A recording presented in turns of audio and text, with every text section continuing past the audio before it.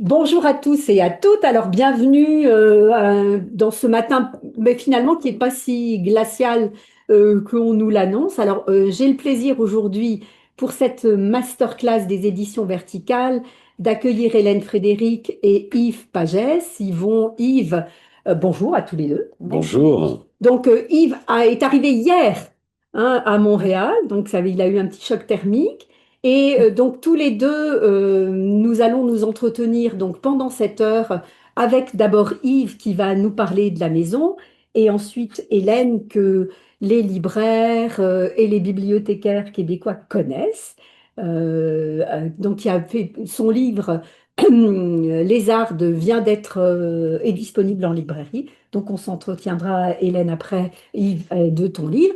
Mais peut-être donc redire que les éditions verticales ont été créées en 1997, je ne me trompe pas, par Bernard Vallée. Et puis ensuite, Yves, tu es très vite arrivé Ben moi, dans... j'étais à la fois. Bernard Wallet était mon éditeur dans sa vie précédente chez De Noël. Il a travaillé longtemps chez Gallimard avant. Et donc ensuite, moi, je l'ai rejoint et comme auteur, et au bout de 6 mois d'existence, je l'ai rejoint comme assistant pour apprendre sur le tas ce métier. Et puis donc, ensuite, il y a eu l'arrivée de Jeanne Goujon, Jeanne Guyon, Guyon, tout à fait. pardon, en 2005, je crois, autour de cette date-là. Absolument. Et donc, non, oui, et donc, des auteurs que nous connaissons bien et que nous aimons, François Bégodeau, Arnaud Bertina, Chloé Delorme et Mélisse de Kérangal. Donc, peut-être, Yves, tu pourrais nous raconter un peu comment la maison s'est faite. Puis, vous publiez uniquement de la littérature française. Alors, donc, de nous dire quels sont les Alors, choix éditoriaux qui voilà. te guident. On a presque 30 ans, on va bientôt fêter nos 30 ans d'existence et disons qu'on a commencé, en effet, de toute façon, l'objectif général, c'était la littérature française contemporaine. Ensuite, on a publié quelques documents, on continue à publier Iman Humaydan Younes, dont on sort juste un nouveau titre, qui est une autrice libanaise. Mais globalement, nous, c'est vraiment littérature française contemporaine. Donc on a commencé en faisant plus de titres que maintenant, d'ailleurs, pour essayer de se faire connaître, hein. Maintenant, on est vraiment autour de 10, entre 9 et 11 Par année. par année, en essayant vraiment de ne jamais monter artificiellement, donc de se tenir peut-être dans une tradition des éditions de minuit ou autre, de vraiment contenir cette ligne. Euh, et donc on a commencé, bon bah peut-être avec la découverte d'un premier roman, c'était Arnaud Catherine, qui a fait un énorme bout de chemin avec nous et qui l'a publié récemment chez Flammarion, roman de plage. On a eu une première auteure aussi qui s'est fait un peu reconnaître, qui maintenant vit sa vie ailleurs, qui s'appelle Régis Geoffrey, Mhm. et qui a fait la plupart de ses meilleurs livres d'ailleurs chez nous. Et puis ensuite un ou deux chez Gallimard, et qui ensuite s'est un peu perdu avec son agent. Ils sont allés je ne sais où, et c'est moins bien, je trouve, et même j'ai énormément de respect pour lui. Il y a eu Lydie Salver, qui était la compagne de Bernard Wallet, et qui voilà, a publié quelques livres. Enfin, on a réimprimé quelques livres qu'elle avait fait ailleurs. La Déclaration, son premier livre, qui est éblouissant. Voilà, et petit à petit, voilà, ensuite on s'est fait racheter par le Seuil, et on a pris un peu notre vitesse de croisière en continuant donc des découvertes dont je précise une chose pour un peu enlever certains préjugés qu'il peut y avoir. Bah, les 8/10 des premiers romans qu'on a faits sont arrivés par la poste. On ne les connaissait ni d'Ève ni d'Adam. On Et ouvrait un c'était des papier choix, Sparte. des coups de cœur. Et c'était des coups de cœur. Et donc, comment dire, quand Bernard Wallet, on lui demandait quelle est la ligne éditoriale, il répondait je ne suis pas dans la ligne, je suis dans la ligne d'aucun parti. Je vais essayer d'être à la hauteur de cette devise. Voilà, pour nous, c'est les auteurs qui ont inventé notre catalogue. Évidemment, nous, il y a le filtre de nos goûts, moi, Jeanne, Bernard au départ. Si un livre déplaît profondément à Jeanne et me plaît beaucoup, on va pas le faire. Ah, Donc il il faut que faut. vous soyez tous les deux Ah oui. d'accord. Et on s'occupe tous les deux ensemble de tous les auteurs. Donc c'est un tandem. Moi, je trouve que c'est difficile de prendre des décisions tout seul. J'admire beaucoup Paul Olszewski-Laurence, qui était vraiment dans la solitude d'un geste. J'avais une admiration énorme pour lui. Mais moi, je trouve que c'est pas mal d'être à deux. D'abord, homme-femme, elle a 10 ans de moins. Je sais pas, il y a quelque chose comme ça, je trouve, c'est beaucoup de moments de doute hein, quand même dans ces choix qu'on va faire. Et voilà, donc ça, c'est quelque chose qui s'est pérennisé. Ensuite, on continue à découvrir à découvrir des gens. Bon, bah, on a découvert. Alors là, je vous avais parlé d'Alexandre Labruffe parce que son premier, c'était Chronique d'une station-service, qui a eu un très beau parcours en folio. Et je l'avais nommé pas forcément totalement pour aucune raison, puisque son dernier livre chez nous, Cold Case, bah quand même fait le lien entre la Corée, puisque c'est l'histoire de la famille de sa compagne en Corée, et de cette émigration peu connue des Coréens Oui. qui ont été à Toronto, et le personnage en question, oncle du personnage féminin de Kim dans ce livre, est dans un hôpital psychiatrique et devient un cold case, mais au sens littéral, parce qu'Alexandre Labruffe est un coquin. C'est en effet un vieux cas, parce qu'on ne sait pas ce qui est arrivé et s'il y a vraiment quelque chose qui n'est pas clair ou criminel dans cette histoire. Et il y a aussi le fait qu'il est mort congelé à 200 mètres de l'hôpital psychiatrique. Et voilà, donc maintenant il est à l'Alliance française en Islande où il connaît aussi des intempéries assez fortes. Voilà, ça fait partie de ses auteurs. On en est à son quatrième livre. On y croit. Voilà, il va faire son chemin comme une sortie tout à fait beaucoup plus récente.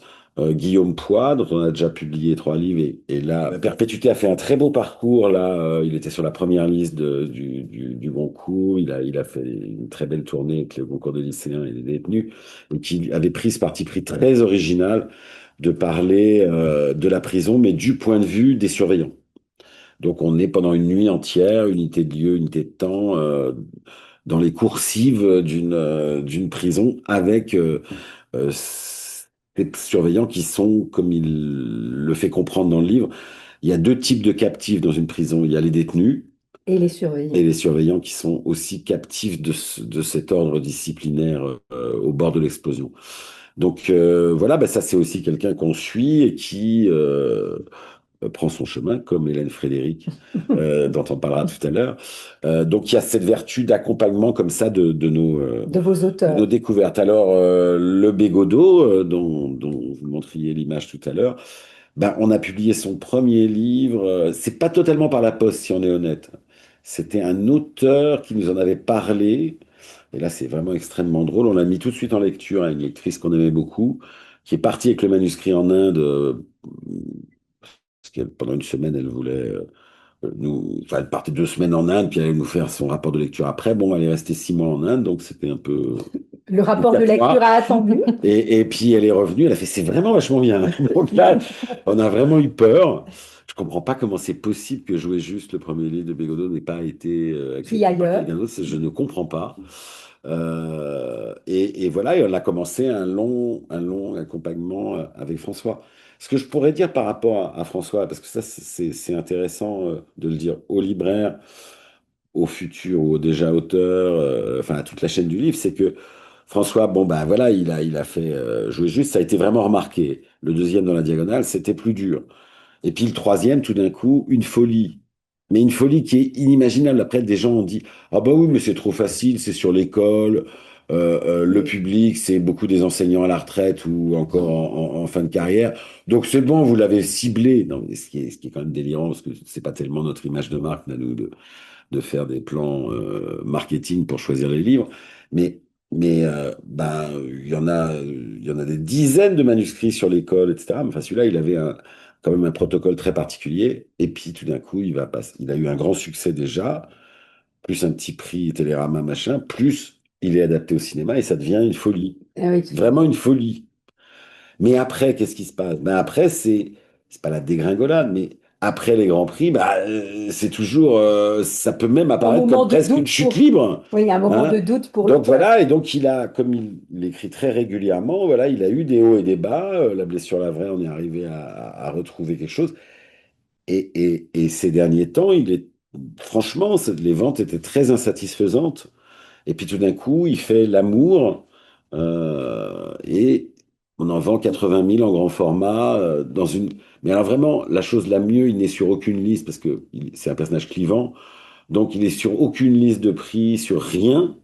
Et d'un coup, il vend 80 000, deuxième vente Gallimard de la rentrée littéraire, sans prix, sans rien. Moi, je trouve que c'est la C'est classe. magnifique. Quand on est sur aucune liste de prix et qu'on fait 80 000, ça veut dire que là, c'est vraiment les libraires, les lecteurs qui ont parlé les uns aux autres. Donc ça, c'est chouette. Et voilà, donc ça veut dire que on pourrait dire pareil d'Olivia Rosenthal, qui était venue une fois au port de Tête, d'après ce qu'on est Oui. passé hier, qui nous a dit, bon ben, Olivia, par exemple, voilà, on a fait 6 livres d'elle qui se vendaient vraiment très peu, mais on y croyait, elle commençait à ne plus y croire. Et puis tout d'un coup, il y a eu d'abord, On n'est pas là pour disparaître, qui parlait d'Alzheimer. Là encore, ah oui, mais Alzheimer, c'est trop facile. Ben non, non, c'est pas vraiment facile. D'abord, les gens qui sont touchés par l'Alzheimer, c'est pas une niche de lecteurs potentiels. Enfin, je sais pas, non, mais parfois les gens ont vraiment des drôles d'idées et c'est un livre qui l'a fait un peu connaître. Et puis après, elle a eu le livre inter. Dans des circonstances, voilà, très étonnantes parce que c'était un livre que font les reines après Noël. Ici, c'est une question que tout le monde se pose. Voilà, que c'était pas totalement évident. La construction, moitié documentaire, moitié récit, ne sont pas des choses évidentes. Je pense que beaucoup de gens ont été très surpris. C'est pas formaliste, ça raconte des choses, ça soulève des imaginaires, mais quand même, c'était pas évident. Ça a marché. Bon, bah, ensuite, c'est pareil. Ensuite, on a l'impression que c'est plus difficile. Enfin, en vous entendant, et puis on voit le travail que vous faites, ce lien quand même avec, Hélène pour en parler, ce lien que vous faites avec l'auteur ou l'autrice, livre après livre, le soutien, c'est quand même comme une caractéristique aussi de votre maison. Ah, c'est une caractéristique. Alors nous, en fait, il y a deux, ben voilà, il y a les grosses maisons. Euh, Gallimard, voilà, a une histoire, un patrimoine, une aura, un catalogue, mon Dieu. On a été au seuil avant, voilà. Et puis il y a des petits indépendants, par exemple, je sais pas, La Peuplade, Mhm. qui a beaucoup de visibilité maintenant en France, et tant mieux. Enfin voilà, il y en a plein de nouvelles là qui sont formidables. Et, et, euh, et Cartanier, enfin voilà, je cite exprès parce que moi je dis toujours, ça c'est des grandes maisons, des maisons prometteuses, pardon, voilà, de la littérature de demain. Et puis il y a, nous, on est un label. On est un label, c'est-à-dire qu'on est une petite structure dans une grosse structure. En fait, nous, on n'est qu'une collection, on apparaît comme une édition indépendante, on a une totale indépendance au niveau des choix éditoriaux, vraiment totale. Et ça fait 20 ans qu'on voit ça avec Antoine Gallimard, on a une totale indépendance. Ensuite, voilà, ensuite c'est la loi de la jungle, le reste, hein, les livres qui Mhm. émergent, les livres qui n'émergent pas, donc là, c'est assez compliqué. Et c'est vrai que nous, on a une politique de proximité, c'est tout. C'est-à-dire qu'on est là. On a changé plusieurs fois d'endroit, mais elle ne pourra pas me contredire. On est là. On est là au téléphone, on est là au bout du mail. On peut venir chez nous, même à l'improviste. Bon, improviste pas trop longtemps. Mais voilà, on est dans cette proximité que peut pas avoir une grosse maison. C'est pas possible. Donc, c'est vrai que ça apporte quelque chose. Je pense qu'aussi, nous, on veut pas s'occuper de plus de 10 livres par an parce que c'est aussi au-delà de nos forces. Parce que nous, c'est vrai qu'il n'y a pas un manuscrit qui n'est pas relu 3 fois dans des étapes de travail, c'est vrai. Euh, Ben ça, on peut pas le faire si on a 40 livres à faire. Tout à On fait. peut pas. Ou alors on le fait autrement et je porte aucun jugement de valeur. Mais c'est vrai que nous, on a toujours l'impression que c'est intéressant, même si on a des auteurs très matures, avec des partis pris non pas illisibles, non pas intello, non pas expérimentaux, mais des partis pris formels quand même réels.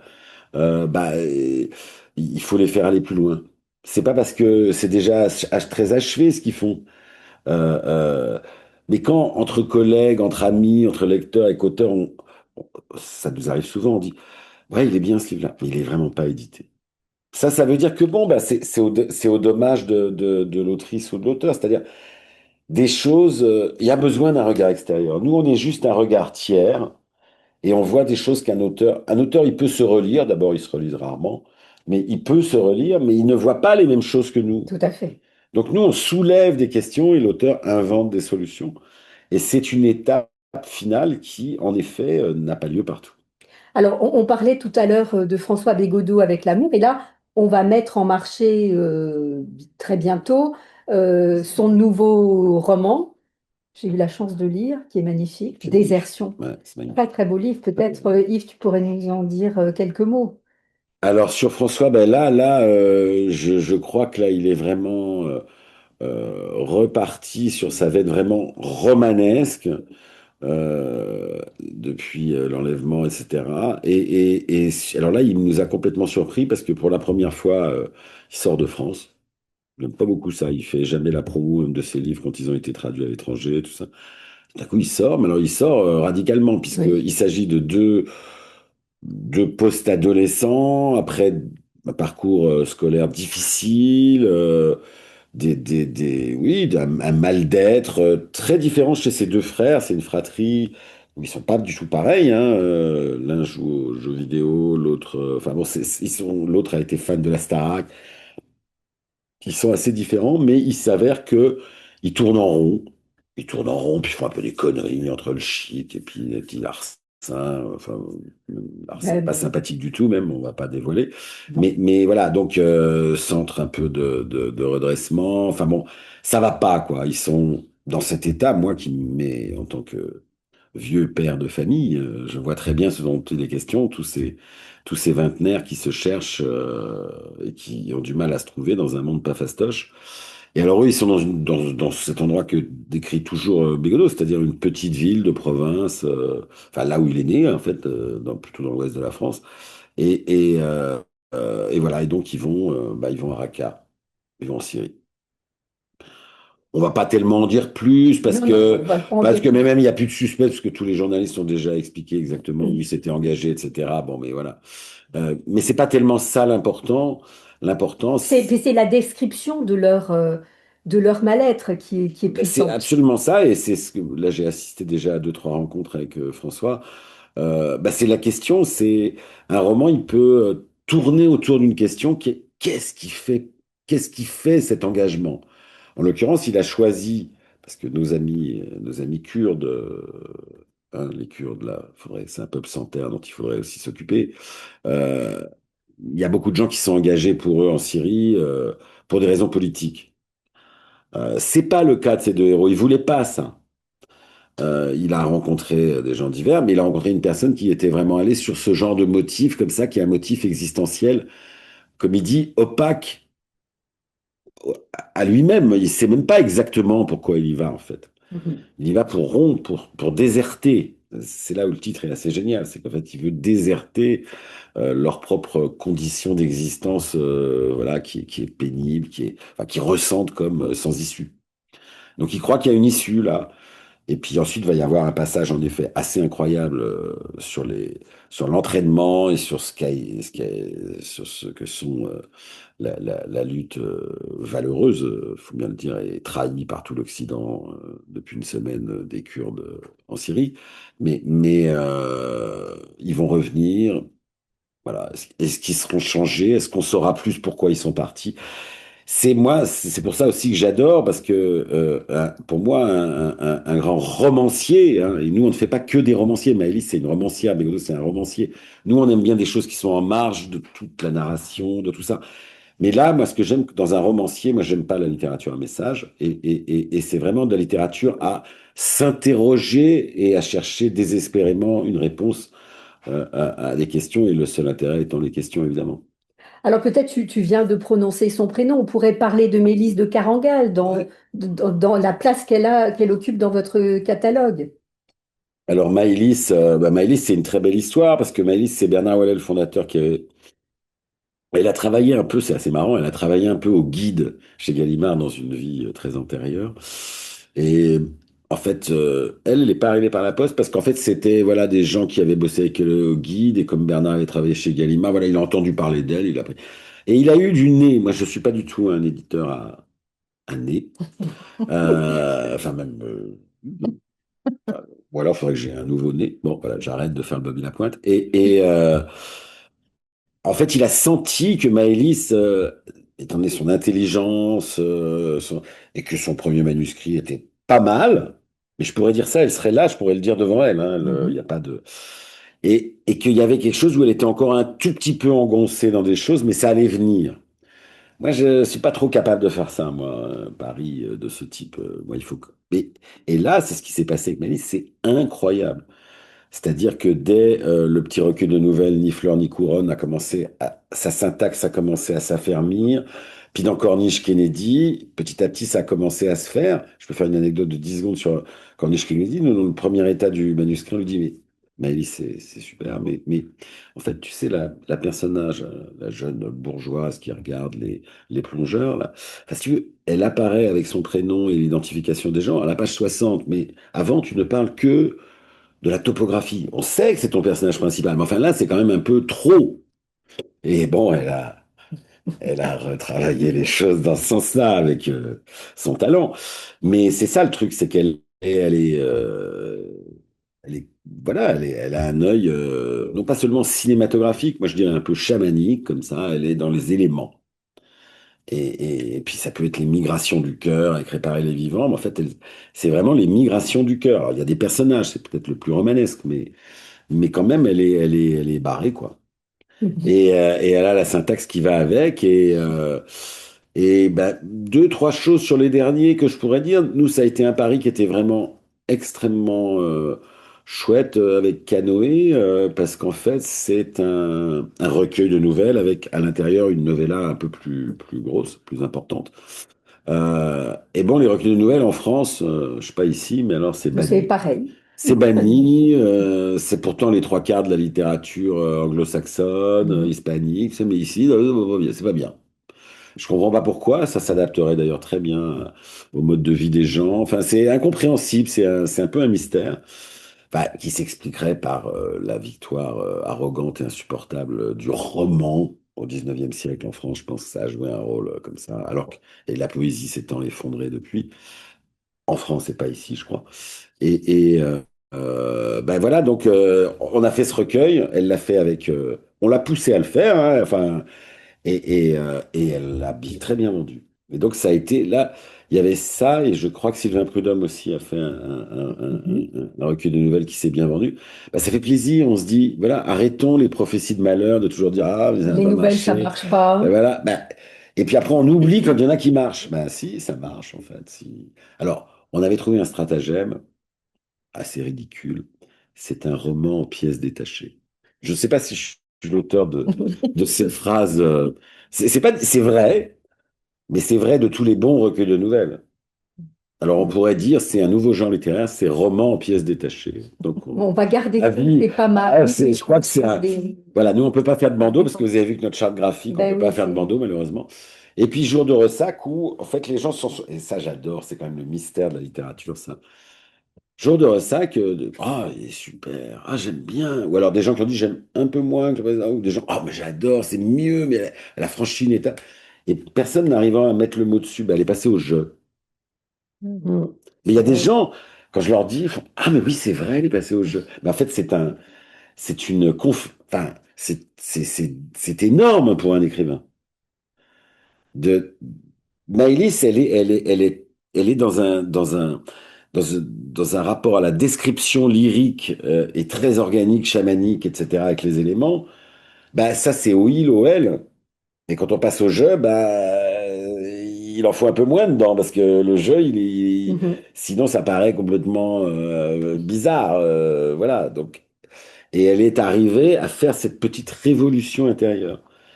Et sans dévoiler de choses trop intimes par rapport à nos relations de travail, voilà, Maëlys m'a dit, C'est une étape. c'est une étape et en fait, ça va m'alléger parce que c'était épuisant et j'ai moins envie de ça. Mhm. Voilà, donc et c'est peut-être le plaisir. Alors, le plaisir de la découverte des premiers romans, tout ça à fond, Mais et l'accompagnement. l'accompagnement, c'est génial. Et on en parlera tout à l'heure, très, très bientôt avec toi. Non, l'accompagnement, c'est génial parce qu'on voit. C'est pas à chaque fois un premier roman, ce serait mentir que de dire ça. mais on voit des courbes, des inflexions, des cycles qui se terminent, des nouveautés qui commencent. Et porter un auteur presque Voilà. au-delà de lui-même, quoi, Et finalement. au-delà de lui-même, mais l'accompagner aussi dans ses hauts Et c'est bas. et ses semi-bas. On peut dire, oh, il n'y a pas de bas, on va Bon, dire, donc des il y a semi-bas. des semi-bas. Et je ne sais pas si à quelle heure on passe. Non, on a encore un peu de temps On a pour encore un peu de temps, parler alors je d'autres voudrais quand même titres. dire, voilà, donc nous, on a cette veine, bon là, on a parlé des têtes d'affiche, mais sachez qu'en tout cas, on pourrait parler de Pierre Sange, qui évidemment Ben oui. est déjà venu ici, on Mhm. pourrait parler de beaucoup d'autres auteurs et autrices, mais voilà, je voulais quand même dire que la fiction, ça nous passionne. Et surtout dans tous ces états de crise, dans toutes ces marges, dans toutes, etc. Certaines plus vendeuses que d'autres, mais ça, franchement, très très honnêtement et sans hypocrisie, quand on travaille sur un texte, on s'en fout. Euh, Ensuite, il y a une autre casquette qui fait qu'il faut qu'on trouve un équilibre. Mais ça, c'est autre Mais c'est chose. d'abord le Ah non, non, non, rapport que mais vous avez complètement, au complètement. texte. Mhm. Donc moi d'ailleurs, moi les trois quarts des auteurs et autrices que je connais, mais c'est une question que je poserai à Frédéric et à Hélène tout à l'heure, elle pourra comme ça y réfléchir. Bon, mais les auteurs sont pas, ou les autrices sont pas là pour penser aux lecteurs quand ils écrivent. Enfin, moi, je pense que alors, vraiment, c'est un drôle de truc. Faut pas intérioriser le programme de com. Enfin, on n'est pas là, on n'est pas dans cet état d'esprit à ce moment-là. On peut être très orgueilleux et autre chose, mais voilà. Donc, ce qui m'intéresse, c'est aussi avec Jeanne, bon, la fiction, c'est formidable, mais en fait, ça fait 15 ans, 20 ans qu'on fait autre chose sans s'en être complètement rendu compte parce que les termes n'en étaient pas très clairs, la narrative non-fiction, tout ça, machin. Ce que nous, on appellerait plutôt récit documentaire. En fait, on s'est aperçu qu'on en fait, bah alors d'abord en France, on n'a pas forcément totalement entendu comment dire, la culture anglo-saxonne pour le faire. Bon, ça, c'est notre côté toujours à se flageller en faisant croire qu'ils ont tout inventé avant nous. Mais enfin bon, Sandrard, il faisait aussi de la Mhm. narrative non-fiction. Enfin bon, là vraiment, il y a comme quelque chose qui est abusif dans toujours. Et c'est vrai que nous, on a commencé à faire ça il y a un certain temps. À travers différents, on avait fait avec, alors bon, c'est pas très centré ici sur vos centres d'intérêt, mais on avait fait un livre avec un projectionniste d'un petit cinéma qui s'appelle Le Brady en France et qui parle du cinéma bis, gore, etc. Mais qui était un cinéma où il y avait beaucoup de clochards, beaucoup de gens de l'immigration qui venaient dormir là, etc. On avait fait ce livre comme ça qui nous parlait, on disait, nous, les zombies sont sur l'écran, mais aussi dans la salle. Alors, on ne peut pas faire de bandeau, hein, sinon moi j'ai des idées de bandeau tout le temps. Et, et, euh, et voilà, on en a fait. Et puis finalement, on s'est vraiment aperçu qu'on en faisait quand on a fait Nastasia Martin, alors, qui est l'anthropologue qu'on a un peu connu. Enfin, Nastasia Martin a demandé à Maëlys de Kerangal, mais moi, je voudrais faire un pas de côté par rapport à mon travail, vraiment d'anthropologie pure à la découverte. Et j'aime bien ta maison d'édition, etc. Et donc, on est entré en contact avec elle. Et voilà, et tout d'un coup, il s'est passé ce miracle complètement fou voilà, elle nous a pas raconté du tout l'anecdote de comment elle s'est fait dévorer la moitié du visage par un ours, mais voir toutes les lignes intérieures, scientifiques et existentielles que ça déplace quand on devient une Mietka, une femme ours. Et quand on est de l'autre côté, quand on rêve de l'ours, qui est comment dire, un personnage absolument central dans le rapport du monde visible et invisible chez les événements, etc. Et comment soi-même, tout d'un coup, on est un peu des deux côtés, on n'est plus totalement dans la distanciation du regard, fut-il jamais l'objectif de l'anthropologue, mais on est, voilà. Et c'est un livre sublime et qui a, là encore, eu un espèce de bouche à oreille affolant, incroyable. Euh, ouais, c'est un long-seller absolu et Alors, on- Marine, je mets un petit commentaire. Marine qui est dans la salle, vous la connaissez, hein, chère libraire, bibliothécaire, elle nous dit c'est notre meilleure vente. Elle nous le souffle sur du long terme. Donc, voilà. ouais, non, mais c'est extraordinaire. Bon, on a un peu bataillé avec notre camarade et collègue Anna Sous pour qu'il sorte pas tout de suite en folio. Quelquefois, c'était un peu une bataille. Parce que pour nous, ça a été vraiment 4 ans extraordinaires. Mhm. Vraiment. Et ça, là, ce qui fait plaisir, c'est qu'on se dit, voilà, le bouche à oreille existe. Et le bouche à oreille, c'est quand même le. Enfin, c'est le poumon, hein. S'il n'y a pas Oui, ça, c'est d'un lecteur à un autre lecteur. voilà. Mhm. Et c'est vrai que là, ça nous a renforcé dans l'idée. On avait fait un livre qui n'avait pas marché trop avec Fleur Breteau sur les magasins Impasse du Désir, qui sont des espèces de sex shops un peu chic. Bon, voilà, et on voulait. Et c'était hyper intéressant parce qu'il racontait que les gens ils venaient acheter un sextoy, puis en fait, en 5 minutes, ils vous racontaient l'intégralité de leur vie sexuelle et amoureuse depuis 30 ans. Bon, c'était hyper passionnant. Mais bon, il en faut un qui tire la locomotive. Et c'est vrai que bah, c'est pas toujours facile et que pour nous, on croit très très fort à l'éclosion du récit documentaire, que le sous-sol arbore avec une grande force. Euh, on va y revenir hein, parce que Oui, tout à elle est fait. un Il y a peu dans quelque un, chose elle est un peu dans dans un, le livre des lettres. Oui, voilà. oui. Et puis c'est vrai qu'il y a eu Constantin Alexandrakis, bon, qui a été pour nous très très vraiment très très important. C'est quelqu'un avec qui on a déjà fait un premier livre. Là, je peux faire des mea culpa. On avait fait un premier livre et comme on est d'une honnêteté digne de Don Quichotte, complètement stupide, le premier livre qui s'appelait Deux fois né, au lieu de mettre roman, comme tout le monde fait maintenant sur même, je sais pas, les deux cuisines, ils mettent roman, enfin voilà, c'est maintenant c'est n'importe quoi, quoi. Donc on s'était dit non, c'est quand même un récit, semi-autobiographique, etc. Il cherchait ses origines en tant que bâtard en Grèce, bon. Et on est con, on aurait dû le mettre en premier roman, mais on est bête, mais parce que voilà, ben, je sais pas. Et là, du coup, c'était son deuxième livre. Et là, il est toujours dans ce pacte autobiographique, mais étant donné ce qu'il raconte, c'est-à-dire des attouchements pour faire vite. Et Hélène Frédéric l'a tout à fait lu, hein. Dès la première version, parce qu'on lui avait demandé conseil sur ce livre. Et on voulait aussi des regards féminins et tout ça. Et donc, il a été attouché jeune, et il devient père, et il a peur de la reproduction du monstre. Voilà, pour faire simple. Et il décide de l'écrire à la troisième personne, le père, tout en, comment dire, trahissant ce pacte d'une page l'autre, en mettant jeu quand même. Enfin, il n'y a pas de mystère sur le fait que ce père, c'est lui. Et il va très très loin dans la réflexion, une analyse sublime. C'est pour ça probablement que ça a beaucoup plu aussi à Neige Sino qui a fait la préface de Lolita, de, des œuvres de Claude Lévesque, de Larry Clark. Enfin, il y a beaucoup beaucoup d'analyses qui sont vraiment des analyses critiques très libres, très délirantes, parce que enfin, il est pas punk lui, il est plutôt heavy metal, mais il est assez rock'n'roll on va dire. Moi, c'est mon seul truc que j'aime pas dans le livre, c'est le heavy metal. Non, mais je rigole. Et en fait, il va assez loin et ça pose plein de problèmes. Il va à brosse-poil de plein de trucs. En même temps, il dévore toute la littérature, enfin toutes les théories féministes, mais en voyant bien qu'il y a, parce que c'est un champ de débat vivant et fécond, plein de gens qui sont pas d'accord, etc. Et bon, et je vais pas dévoiler, mais il y a des choses assez dérangeantes à certains moments. Et puis des choses de comprendre comment on peut passer du trauma à l'idée de vengeance, à l'idée d'apaisement, mais un apaisement qui sera jamais complètement apaisé. Et c'est un livre qu'on a soutenu, mais il a eu beaucoup de mal à l'écrire parce que c'était très douloureux. Il a eu du mal à le défendre à l'oral parfois parce qu'un écrivain, c'est pas un speaker.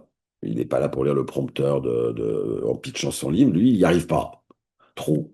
Et voilà, non, mais c'est agaçant aussi de voir que il passait à la grande librairie, bon, il disait bah oui, c'est pas évident d'être dans cette foire-là. Par ailleurs, il n'est pas du tout socialement du même milieu. Enfin, c'est quelqu'un qui est voilà vit plutôt en faisant des chantiers. Et donc voilà, c'était un livre très très fort à porter qui entre dans cette zone très complexe de qu'est-ce qu'on pourrait appeler un récit documentaire.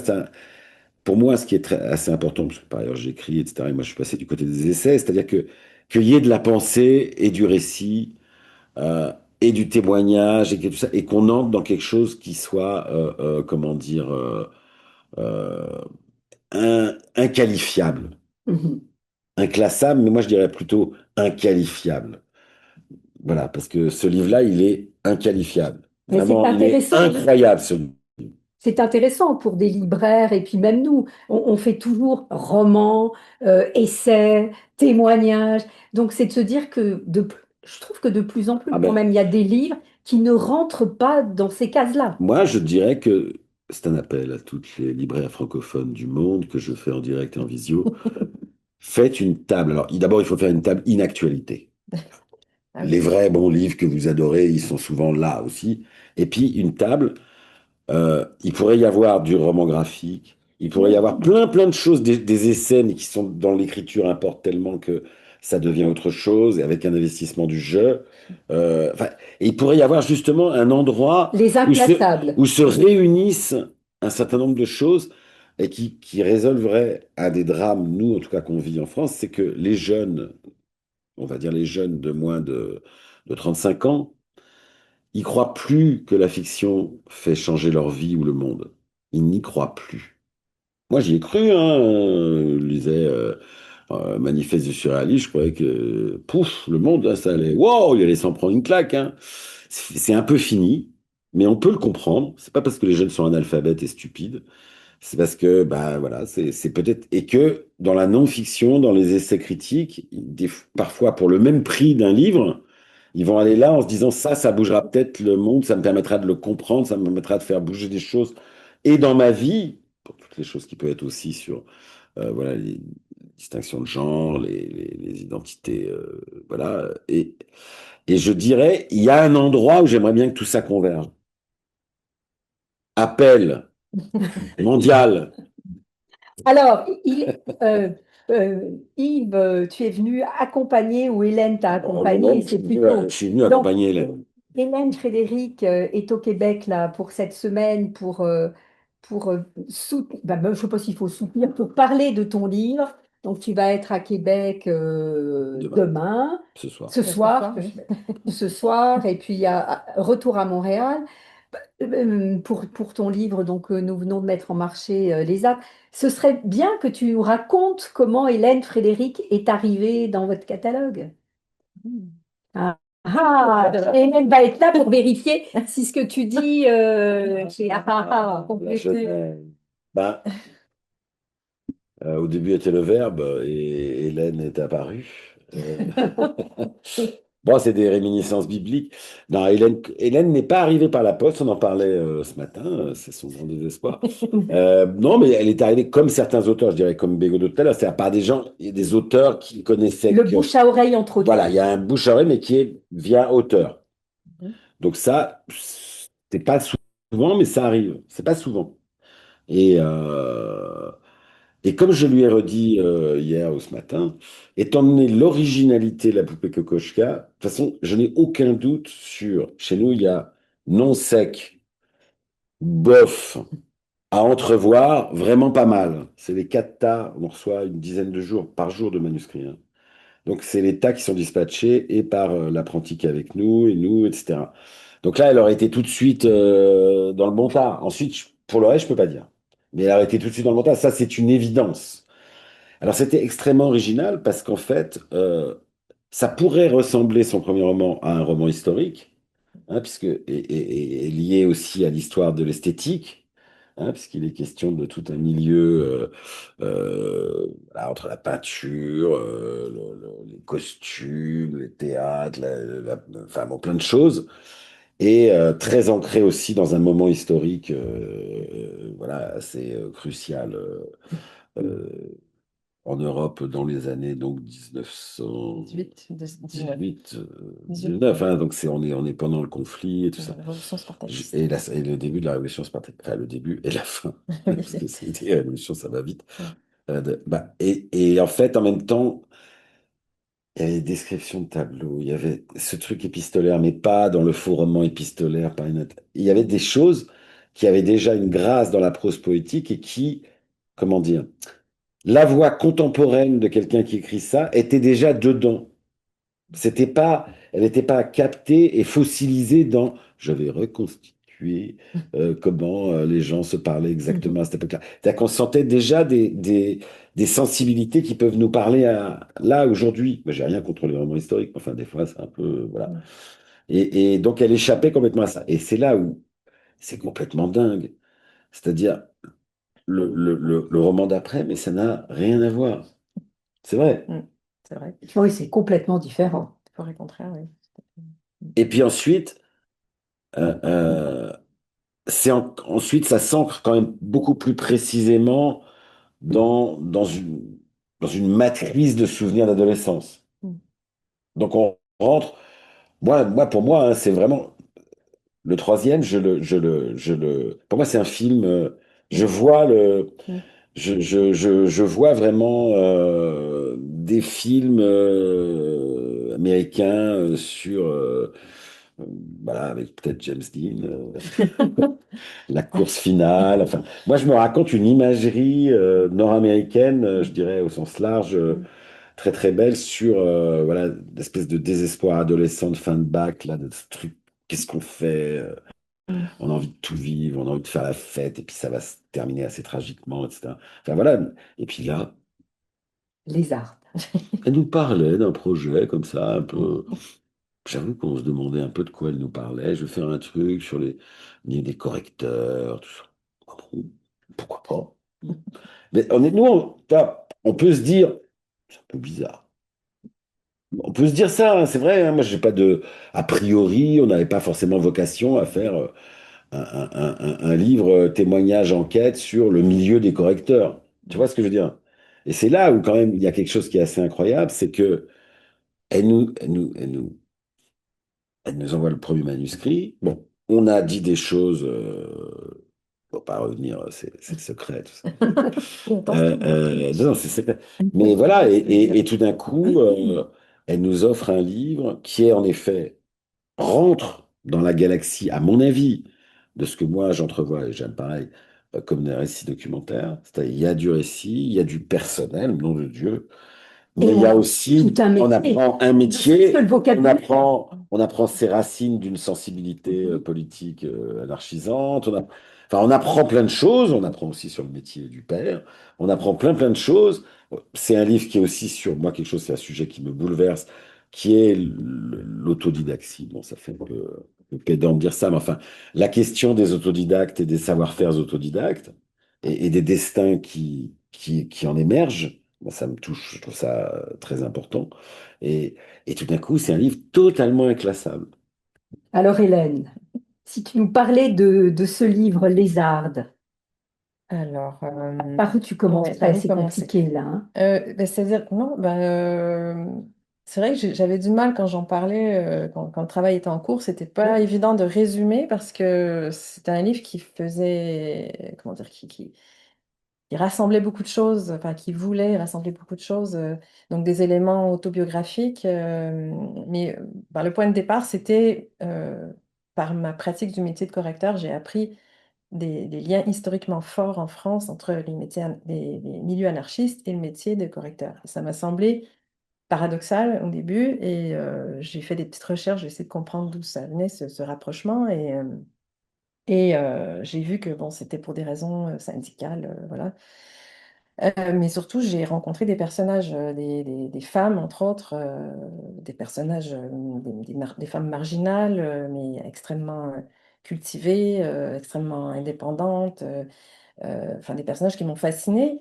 Et j'ai eu envie tout de suite d'écrire un récit, de travailler à un récit qui mêlerait, parce que j'ai senti des rapprochements avec ma propre histoire familiale, venant d'une famille très modeste, parce que dans mon parcours de recherche, j'ai vu beaucoup aussi de gens qui venaient de milieux très, très, très modestes, mais qui ont fait leur chemin, des chemins, des parcours pas du tout en ligne droite et tout ça. Donc je me suis un peu reconnue là-dedans et j'ai reconnu ma famille.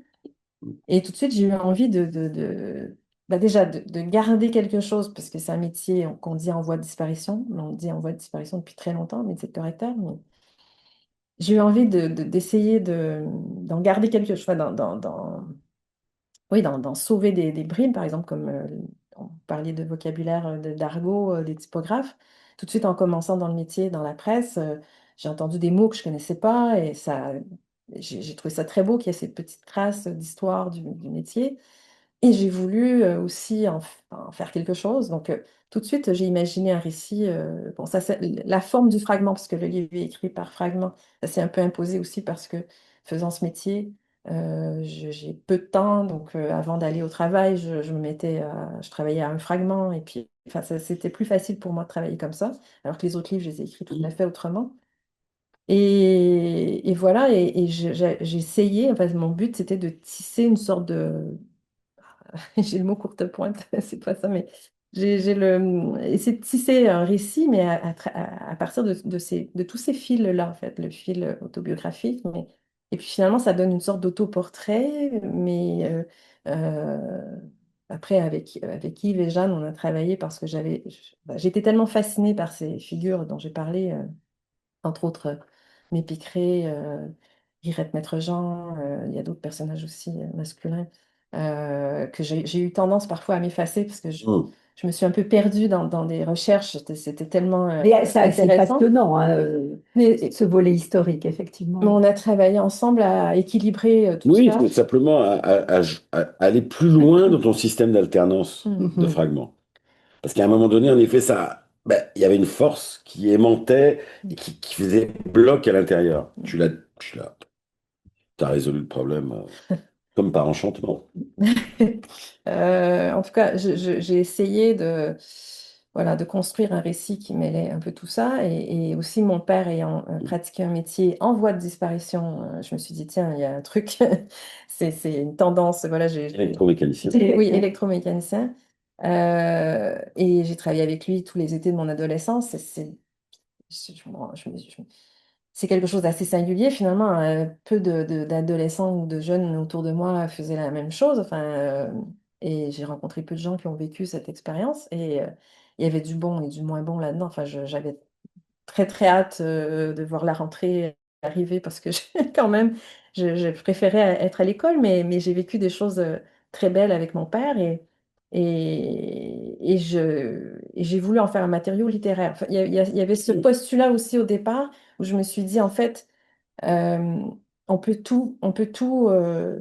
toute chose peut devenir matériau littéraire. Je me suis dit, si je travaille sur la langue, si je fais un travail, il y a cette idée d'enquête poétique pour cette raison, c'est que je voulais rester vraiment dans l'idée d'un récit littéraire, dans une recherche de la langue poétique, enfin, de rester dans une langue qui fait chair, enfin, qui prend corps. J'ai fait le pari, j'ai essayé en tout cas de construire quelque chose qui soit pas justement un récit historique. Enfin, je ne suis pas historienne et je voulais pas faire un livre historique. Donc voilà, à partir de tous ces éléments, finalement, je me rends compte maintenant que j'ai écrit un livre un peu sur la transmission aussi. Oui, Ouais, bah, et puis le père, c'est le passeur. Mhm. ouais, un des passeurs, mais le premier passeur de Voilà. mon histoire. Ouais, non, mais Ce qui c'est un livre. Parce que quand on dit la transmission des savoirs dans toutes les langues de bois bureaucratiques du monde, là, euh, et là, c'est un vrai livre sur ce que c'est qu'un passeur. Et ça se fait justement. C'est de l'ordre du bricolage, comme dirait Lévi-Strauss. Tout ça, c'est des choses, voilà, qui se nomment pas comme telles, d'ailleurs, vraiment complètement, qui s'inventent à mesure. Mais j'ai vu un lien là justement avec les discours de l'anarchiste Élisée Reclus sur la pédagogie et tout Hmm. ça, Mhm. parce que voilà, j'ai fait des lectures en ce sens et puis je me suis rendu compte que ben, mon père n'a jamais lu Élisée Reclus, mais il y avait vraiment des points communs, enfin des choses. Et aussi dans cette histoire de métier en voie de disparition, ben, il y avait l'idée que ben, au nom de l'éternelle obsession du profit et de la De la réduction, rationalisation. voilà, qu'est-ce qu'on perd finalement quand on ne fait que penser à cette question de réduction des coûts, etc. Et on est vraiment dans ça, en fait, quand on parle de l'intelligence artificielle qui menace les métiers, mais en fait, il s'agit de décisions politiques, en fait, qui sont prises par les dirigeants, qui sont toujours dans cette idée d'économiser.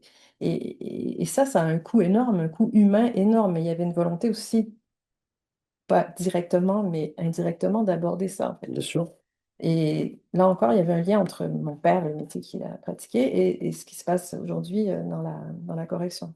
Donc voilà. Non, mais ce qui est prodigieux quand même dans le livre, et qui franchement, Il y a fort écho médiatique en France. Enfin, ça a vraiment fasciné et plu à beaucoup de gens. Mais je crois que c'est que, parce qu'elle est aussi poète, aux éditions de Cravant, c'est que là, je veux dire, s'il y a vraiment un terrain de convergence et de conflagration, etc., à partir de l'écriture fragmentaire que tu as assumé complètement, et le fait qu'en effet, c'est une prose poétique, mais d'une beauté, mais... Parce que là, on parle des contenus, etc. C'est normal, on est obligé, hein. Mais, mais, mais en fait, c'est vraiment une expérience de lecture. Il y a une délicatesse, une finesse, qui porte sur tous les aspects. Alors évidemment, sur les moments dans l'atelier avec son père, etc. Mais aussi quand elle parle de la vie de Mépicré, mais aussi... enfin, et tout d'un coup, il y a Et quelqu'un son derrière. travail aussi. Et ton Et travail ton de la travail. langue, et pour aboutir, parce que c'est un peu rapide, je t'ai déjà vu ça en rencontre, de dire, bah, c'est quand même un peu bizarre, parce que les correcteurs, il y avait une tradition anarcho-syndicaliste, etc. Oui, non, mais ce qui est bizarre là-dedans, c'est que les correcteurs, ils sont là pour Oui, dire la norme, et que les anarchistes, ils sont là normalement pour la contester. oui, ben, c'est ce Et que... tu mets ça, oui, oui, mais je Oui, l'explicite juste parce que parfois ça va vite, toi, tu es oui, dans oui, ton oui, sujet. mais ça m'est arrivé Mais, de mais, mais, mais, rigoler. mais en fait, et c'est magnifique, parce que ce paradoxe-là, quelque part, c'est le paradoxe même de l'écriture. C'est à quel moment la grammaire et sa normativité fait contrainte, et à quel moment on a besoin de lâcher prise et de se libérer. Donc en fait, c'est aussi un livre vraiment, et ça, c'est pas du baratin, genre, c'est mon livre, c'est aussi une métaphore de l'écriture, da, da, da. Non, non, là, c'est vraiment vrai, parce qu'en fait, on est au cœur d'une vraie question. En tant que correctrice, tu es au cœur d'un... Et d'ailleurs, chez Gallimard, dont la fabrication est quand même, sans flagornerie, est quand même excellente, ben, il y a ce truc, c'est que les préparatrices, par exemple, hein, correctrices, alors, il y a des rencontres qui se font ou pas, mais ce que je veux dire, c'est, il y a parfois des compréhensions de texte, des discussions sur la norme, mais la non, mais qui sont des vraies discussions, en fait, presque entre écrivains. Enfin, ça parle vraiment de l'écriture, là, en fait. Oui, tout à fait. Peut-être tu pourrais nous dire le titre. Ah oui. Ça, c'est intéressant. Oui, alors ben, au départ, c'était pas mon titre. Au Ah, départ, ça devait être La Faille. Et un livre est sorti sous ce titre parce que j'utilise le motif de la faille dans le livre. Et trouvaille un peu de dernière minute, je pense. Lézarde, donc un terme de l'argot des typographes qui désigne, c'est un phénomène qui n'existe plus maintenant grâce ou à cause des logiciels qui empêchent que ça arrive, mais maintenant, mais il s'agissait donc de failles, on le voit encore dans certains livres, des fissures, des lézardes qui se créent dans la page par les espaces qui se superposent les uns Et qui au-dessus des forme autres, un et qui tracé. forment une sorte de lézarde dans la page, quoi, et qui peut gêner la lecture Mais dans les journaux, c'était que- incroyable. et que les typographes devaient essayer d'éviter. Voilà. Et donc, j'utilise ce mot-là aussi de manière métaphorique pour parler eh bien de ces failles dans lesquelles les personnes marginales, ces failles dans lesquelles on peut exister parfois quand on n'a pas pu avoir un parcours en ligne droite.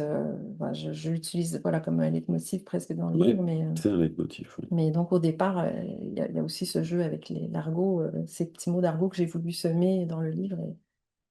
Oui, ben, par exemple, ça, c'est des paris aussi, hein, parce que finalement, on choisit là un titre d'un livre, on choisit un mot qui est un mot crypté. oui. C'est-à-dire que les 9 dixièmes des gens ne savent pas que les arts, c'était Non. cet effet de blanc qui se répercute de ligne en ligne et qui va faire un dessin. Donc un truc qui empêche de comprendre la signification. Et en même temps, je trouve que ça marche à mort, parce que moi j'y voyais lézarder, un peu genre en bouquine, en se tournant les pouces. Bon, mais c'est pas ça exactement ce que tu veux dire. Tout à fait. Non. Eh bien, merci Hélène de nous présenter Merci à ton vous. livre en Merci avant-première pour des l'accueil. rencontres que tu vas avoir à Québec et à Montréal. Oui, il faut lire, c'est vraiment passionnant. Yves, peut-être là, comment tu envisages les, les temps à venir en, Ah, en terminant? La Alors, question piège. les temps à venir, nous, on travaille comme dans le prêt-à-porter, nous, on est toujours 6 à 9 mois dans l'avenir. Donc, nous, on sait déjà qu'on fera en septembre prochain un livre de Gaël Obiegli, qu'on a découvert un premier roman qui nous surexcite, qui s'appelle Humain, avec un H. C'est le nom d'un village, en fait. Et qu'on fera après un récit documentaire sur un fleuve qui est en train de complètement s'assécher dans le sud-ouest de la France. Et puis deuxième ouvrage de street art avec la Dactylo qui fait des pochoirs textuels. Il est une des rares personnes dans le street art qui s'intéresse encore au message textuel dans cet univers de super colorisation, mais un peu aphasique. Et voilà, donc ça, par exemple, on a déjà ce programme-là, et puis on va encore défendre, là, en mars, alors ça paraîtra peut-être un peu plus tard ici, voilà, il y a Ismaël Jude, voilà, et puis il y a la découverte d'une auteure suisse qui, c'est pas son premier roman, hélas, mais qui a fait une très belle dystopie qui s'appelle Donutopia, et Donutopia, enfin, moi j'ai le bandeau, mais bon, on n'a pas de bandeau. Mais c'est une dystopie, enfin une dystopie qui finit bien. Une dystopie Ben, qui commence très mal. Bon, mais c'est le cœur de notre sujet en ce moment, hein. ben oui, Ici, mais on est on est prêt. dans l'entre-deux de l'utopie et de la dystopie, je crois. Donc, Mais encore, merci à tous les deux. Voilà. Merci, Hein, merci et beaucoup. puis, Jean-Baptiste ne me dit pas que je remercie, ne me dit pas qu'il y a des questions. Donc, écoutez, merci à tous et à toutes. Et puis, comme d'habitude, l'enregistrement vous sera envoyé. Vous pourrez le diffuser au monde entier. Ben, bonne journée à tous. Merci. merci. Merci.